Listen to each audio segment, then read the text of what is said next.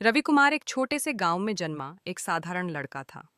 उसके पिता एक मजदूर थे जो दिन रात मेहनत करके परिवार का पेट पालते थे। माँ गृहिणी थीं जो घर के खर्चे में बचत करने के लिए कई बार अपना पेट तक काट लेती थीं। गरीबी ने रवि को बचपन से ही संघर्ष करना सिखा दिया था।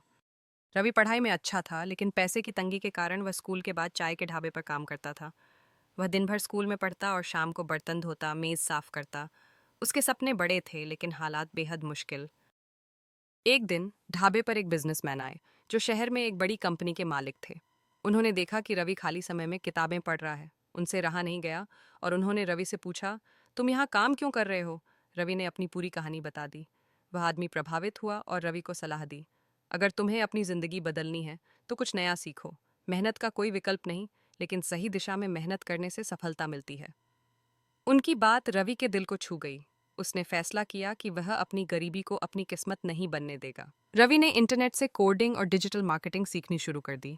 वह रात रात भर जागकर पढ़ाई करता, फ्रीलांसिंग से छोटे मोटे प्रोजेक्ट लेने लगा और धीरे धीरे उसका अनुभव बढ़ता गया। पहले महीने उसने सिर्फ 500 रुपये कमाए, लेकिन अगले महीने 5,000 और फिर 50,000।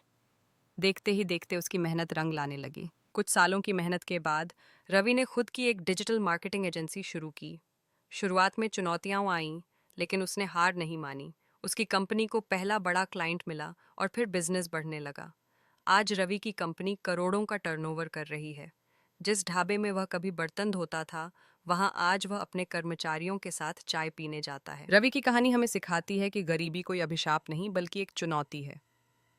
अगर मेहनत, लगन और सही दिशा में प्रयास किया जाए तो कोई भी इंसान अपनी तकदीर बदल सकता है।